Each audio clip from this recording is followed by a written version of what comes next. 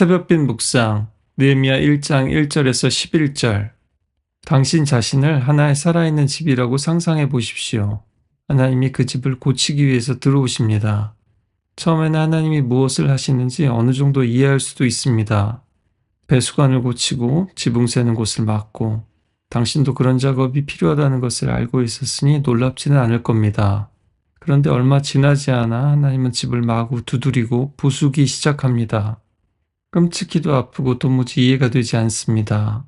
도대체 하나님은 무엇을 하시는 걸까? 그 이유는 하나님이 당신이 생각했던 것과는 전혀 다른 집을 짓고 계시기 때문입니다.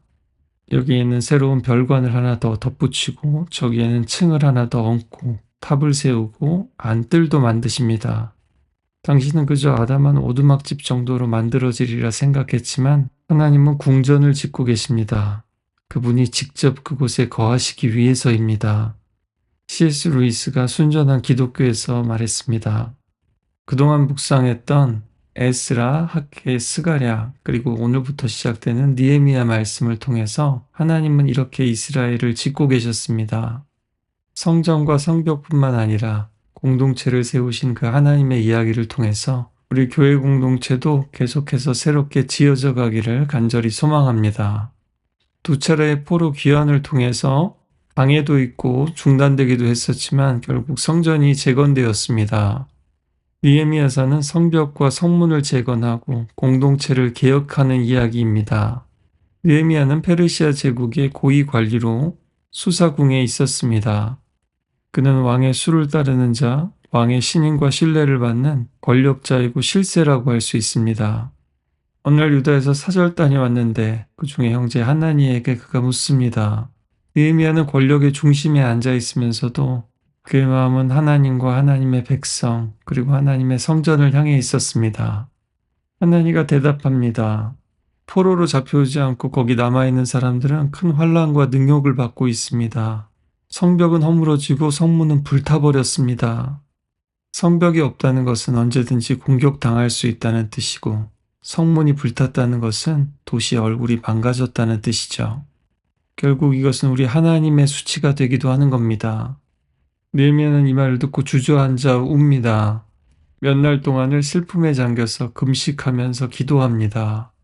그는 왕의 최측근이자 영향력 있는 사람이었고, 또 이후의 이야기들 보면 그가 행동하는 사람임에도 불구하고 오늘은 그저 그 자리에 주저앉습니다. 그는 진이 다 빠질 때까지 울었습니다. 그는 그의 감정을 숨기지 않은 채 그 고통을 하나님 앞에 가져와서 토로합니다. 요즘 사람들 같으면 사태를 파악하거나 분석하거나 대책회의를 소집하거나 누구 책임이냐 묻거나 비난하거나 페이스북이나 인스타에 글을 올릴 법한 상황인데, 그는 먼저 하나님의 얼굴을 구합니다. 거기서 회복이 시작되는 겁니다. 느헤미야 사역은 프로젝트가 아니라 애통함에서 시작되었습니다.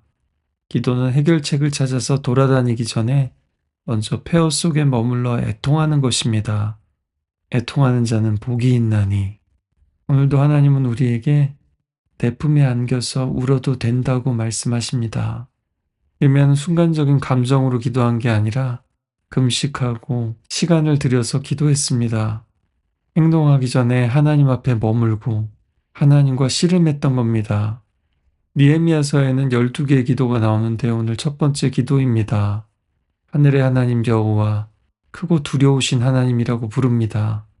하나님을 설득하기 전에 하나님이 어떤 분이신가를 떠올리고 있습니다. 하늘의 하나님이라는 표현은 특별히 포로기 이후의 특징입니다. 땅은 무너졌지만 하늘은 흔들리지 않는다는 신앙 고백이기도 하죠.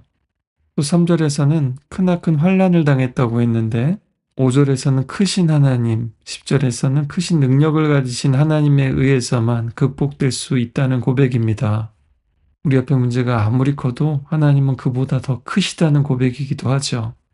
또 출애굽기에서의 그 언약을 떠올리게 하는 언약과 인자를 지키시는 하나님의 성품을 기억하고 있습니다.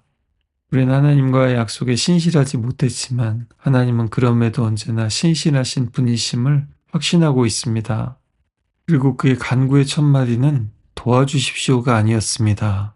우리가 범죄했습니다. 그리고 나와 내 아버지 집도 범죄했습니다. 라고 고백합니다.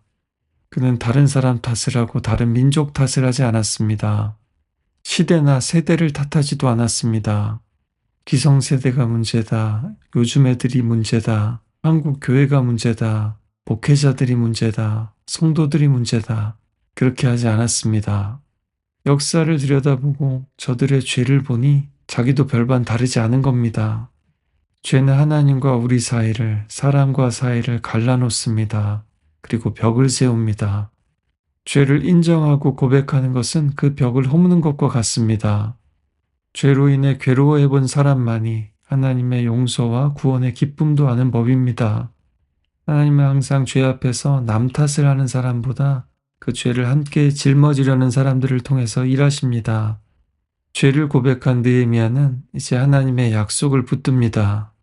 너희가 죄를 범하면 여러 나라로 흩어버리고 너희가 돌아와서 내 계명을 지키면 너희 쫓긴 자가 하늘 끝에 있을지라도 거기서부터 그들을 모아서 내 이름을 두려고 택한 곳, 그 성전으로 돌아오게 하리라 하신 말씀입니다. 과거에 하나님께서 하신 말씀과 행하신 일들을 기억하면 현재의 문제 앞에서 조금씩 두려움이 줄어들고 담대함이 자라나는 것을 봅니다. 믿음은 들음에서 날 뿐만 아니라 기억함으로 또한 자랍니다. 그는 조상들에게 주셨던 그 말씀을 또한 자기 자신에게 자신의 시대에 주신 말씀으로 받아들입니다. 이게 우리에게도 정말 중요합니다. 성경 지식보다도 더 중요한 것이 바로 이런 태도입니다. 그때 거기 그 사람들에게 주신 말씀은 또한 지금 여기 바로 나에게 주신 말씀이라는 것을 믿고 그것을 가지고 기도하는 겁니다. 그때 그들에게 보이셨던 그 성품을 제게도 드러내 주십시오. 그때 그들에게 행하셨던 구원을 제게도 베풀어 주십시오. 예면 하나님께 귀를 여시고 눈을 여시고 하나님이 하신 말씀을 기억해달라고 기도합니다. 우리 하나님께서 귀가 막히신 분도 못 본 채 하시는 분도 기억 못 하시는 분도 아니신데 왜 이렇게 기도하고 있을까요? 하나님께서 노아와 그 방주 안에 있는 짐승들을 기억하셨을 때 물이 줄어들었습니다.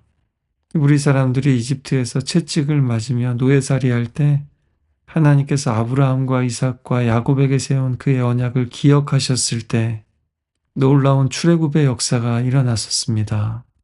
인간은 기억도 잘 못할 뿐만 아니라 기억해도 무력할 때가 많습니다. 그러나 하나님은 기억하시면 그 사람을 생각하실 뿐만 아니라 필요한 행동을 취하신다는 겁니다. 따라서 하나님 기억해 주소서 하는 기도는 움직여 주소서라는 기도기도 한 겁니다. 그리고 그 밑에는 하나님 나도 이제 주의 약속을 기억하고 지키렵니다. 이런 마음이 있는 겁니다. 그래서 기도는 결국 하나님 말씀을 다시 하나님께로 올려드리는 일이기도 합니다. 하나님 우리가 범죄하면 흩어버린다고 하셨는데 정말 우리가 이 바벨론까지 페르시아까지 흩어져 버렸습니다. 하나님 말씀대로 이루셨습니다. 그런데 다시 돌아오면 땅 끝에 있어도 다시 모으시겠다고 또한 말씀하시지 않으셨습니까? 우리가 이제 회개하며 돌아왔으니 우리를 다시 모아주십시오. 이런 기도인 겁니다. 마지막으로 느헤미야의 기도는 자기 연민이나 죄책감에서 끝나지 않고 은혜를 구하는 길로 나아갔습니다. 그는 먼저 하늘 보좌에 계신 하나님께 은혜를 달라고 합니다. 그 다음에 이 땅 보좌에 앉아있는 페르시아 왕에게 은혜를 달라고 합니다. 뜻이 하늘에서 이루어진 것 같이 땅에서도 이루어지게 말입니다. 개역개정 11절은 약간 오해의 소지가 있는데 느헤미야가 형통을 구하고 왕에게 은혜를 입도록 기도했을 때 그가 왕의 술관원이 된 것이 아니라 그때 왕의 술관원이었다라는 뜻입니다. 특히 왕을 이 사람이라고 표현한 것은 강력한 페르시아 제국의 왕이라도 전능하신 하나님에 비하면 그저 사람에 불과하다라는 표현이죠. 그는 예루살렘을 위해서 울었을 뿐만 아니라 예루살렘을 위해 구체적으로 기도하고 움직이는 사람입니다. 그리고 기도와 계획이 함께 가고 있죠. 자신의 권력과 위치를 사용해달라고 합니다. 성벽이 불탄 예루살렘을 회복하려면 하늘에서만이 아니라 이 땅에서 무언가 일이 일어나야 하는 거죠. 여러분도 구하시기 바랍니다. 세상 사람들처럼 권력이나 성공 그 자체를 위해서 안정과 번영을 위해서가 아니라 오늘날 무너진 교회들을 세우고 잃어버린 영혼들을 구원하기 위해 권력이든 물질이든 높은 자리든 낮은 자리든 실제적으로 필요한 것들을 구하십시오. 그러면 나의 성품과 자리, 나의 경험과 지식, 이 모든 것이 하나님의 축복의 통로가 될 겁니다.